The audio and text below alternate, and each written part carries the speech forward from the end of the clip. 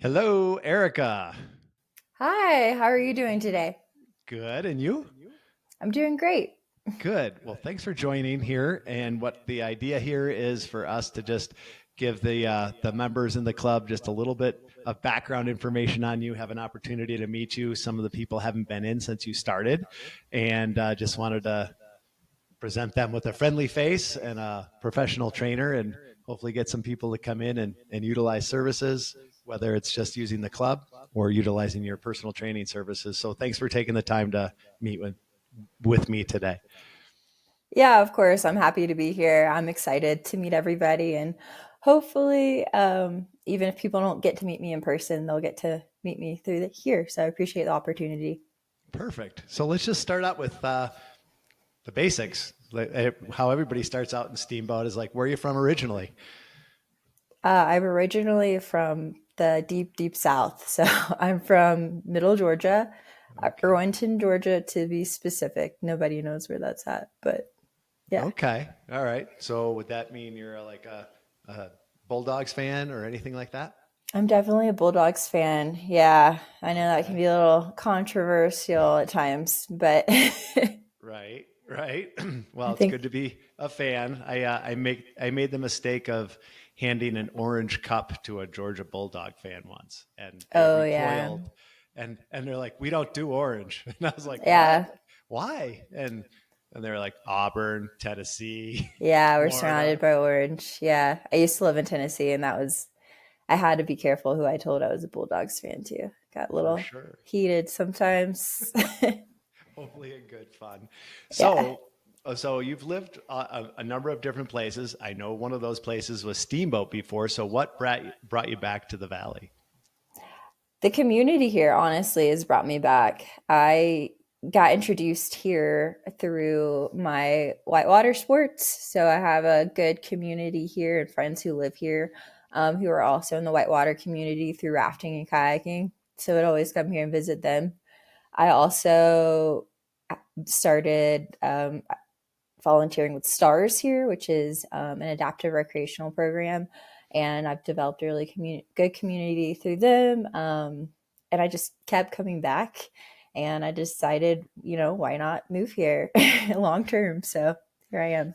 Well, you're talking to a lot of people who have done the same thing from all over. Yeah. So it's a pretty special place. So welcome back. And we're really, really happy to have you in Steamboat. And of course, we're even more happy to have you in the club, helping out our members get healthier and more fit and having a good time doing it. So thanks for being here. Thank you. Um, so you had mentioned your whitewater sports, and I know that you had gone through. I think you had gone through the National Outdoor Leadership program as well. Hmm. And so I had put in your profile like if you're ever lost in the woods, you'd be a good person to be with. Um, Yeah. so can you tell us a little bit about that, just as a background, because a lot of people have an interest in that. So, through my sports, I've been a ski instructor and then a raft guide for many years. I've accumulated a lot of certifications. And one of those just happens to be my wilderness first responder certification, which is just I'm able to basically help you out and keep you going, hopefully, until I can get you to some to a doctor or to the front range, essentially. Right. So I did a 2.5 week course with Knowles in order to get that certification. And then some of those credit hours actually transfer over to EMT as well. So if I want to go do that, I already have a couple EMT hours under my belt. So Nice. that's really nice. Yeah. Nice. Well, I mean, the hope is that you never have to use it, but have you had any instances where you've had to? I imagine as a whitewater rafting guide, you've definitely run into bumps, bruises, things like that. But any harrowing stories? Hopefully not, but they always make for good stories later. Yeah. I've witnessed some things, far as like, unfortunately, like there have been people who've had heart attacks, and then Mm, that's a huge thing. And then sure. um, I've mostly just had to deal with like basic first aid and like just patching people up essentially and getting them well enough to make it through the trip. I've had a couple evacuations Wow. to where mostly non-medical, mostly it was like mental, and people were just like, this is a little too much for me, Okay. and Sure. didn't want to continue the trip because I mean they are with me for at least 12 to, you know, 32 hours. Okay. So it's a Right. pretty, if you decide it's not for you, like it's a pretty good idea to get Get out. yourself out of there. Yeah. Yeah. So if someone ran into a low blood sugar situation in the club, it's probably not a big issue for you. You could handle that. Oh, for sure. Yeah. I can do all your vitals. I can get you stable. Great, great. Yeah.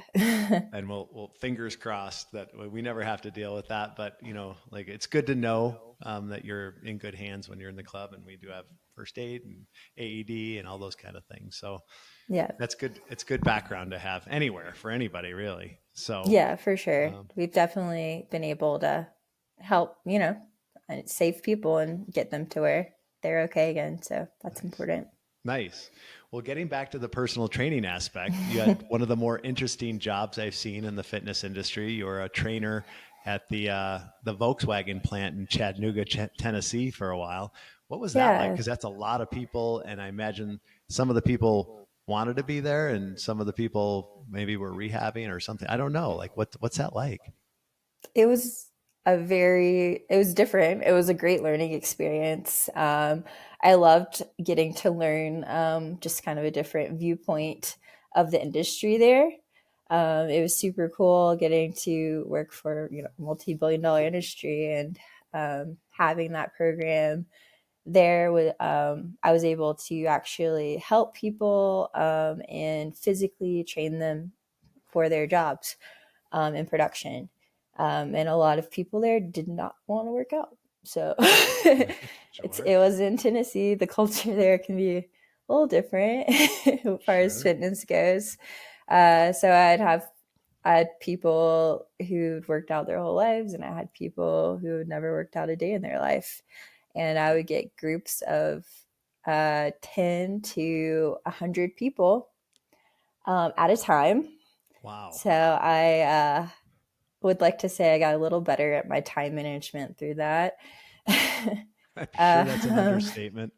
I'm sure. yeah. And then we did have people who would get hurt from overuse injury. So I saw a lot of people coming back from rehab for shoulders and knees. So they would also be required to go through another functional fitness program with me Mm-hmm. in order to like get them back ready for their job. So like I just developed workout programs for them that were functionally based, based on the data that we had gotten from each of their what we call different pitches. So like their different stations that they were at to help build the cars essentially. Okay. Uh, in order, and I taught them how to essentially take care of their bodies. I taught them the importance of that. I also was one of the first to introduce mobility and yoga to our program. Okay. And that actually went really well. And I was able to collect a lot of data from that and had some really good results. So, Wow. So you impacted a lot of people in a short amount of time, for sure. yeah, it Yeah, was, that's great. it Very was, interesting. With a wide variety of folks. So, I don't imagine a 4 to 6 person small group training class is going to intimidate you at all, and you'd oh be no.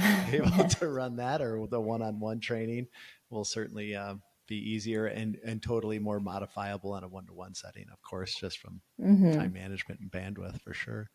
So for our clients, what are some pieces of advice? What are your favorite go-to pieces of advice that you think most there's always an exception to a rule, of course, but that most people could just, if they got up in the morning, they didn't feel like working out, like what would you tell them, to get going? Honestly, this might be a little controversial. If you're not a very motivated person, the first step, I think, just show up in the parking lot. Hmm. If that's all you can do, just that's how habits start. It's just one step at a time. Just show up in the parking lot. And if that's all you have time for, because you woke up late or whatever the case may be, at least you showed up for yourself in some way. And then you can use that as a foundation to build on, and you can only go up from there. Perfect. Yeah, that's actually, there's a book called The Power of Habit. I think it's Yeah, Charles that's Duhigg. probably where I probably got that from a book. That's Yeah, yeah, no, but it's scientifically proven. Like people, even if they don't want to go to the club or they don't have time or whatever the case may be, like just showing up, getting in the door, then all of a sudden you've built that small habit of showing up for Mhm. yourself, basically, and then you can Exactly. build on that. And let's face it, like most times, if you're already there, you're probably going to do something. But even if it's Hmm. just a warm up and you leave, you're a guy or a gal that showed up to the gym today, and you're working out. Exactly. I love that Yep. advice. I love that advice. So to wrap it up, like if you're not in the club, where are people most likely to run into Erica Day, personal trainer at Anytime Fitness? Where are they most likely to run into you? In an outside setting, depending on the season, I am either on the river, backpacking on a trail, or skiing down a hill somewhere. So I'm always on the go, always outside. I like coffee shops a lot too. So Okay. sometimes if I'm having an inside day, you can Hmm. catch me in a coffee shop somewhere. Nice. So yeah, All right. I'm always doing something. That's awesome. And I understand you brought someone with you to Steamboat, your fellow companion. You probably see him or My, her on the trail with you. oh yeah, I have my dog Phoenix. Okay. She's with me a lot, so she's a good dog. All right. All right. Well, thank you so much for taking time, Erica. I'm really excited for everybody that's a member of the club to meet you, and of course, anybody in Steamboat as well. And we really, really appreciate you being in the club and excited to work with you going forward. Of course. Thank you for taking the time to speak with me today. I'm excited to meet everybody, and I'm excited to help everybody out in whatever their training needs might be. Sounds great. Thank you. Yeah, of course. Have a great rest of your day. Thank you. Let's see. I will stop the recording.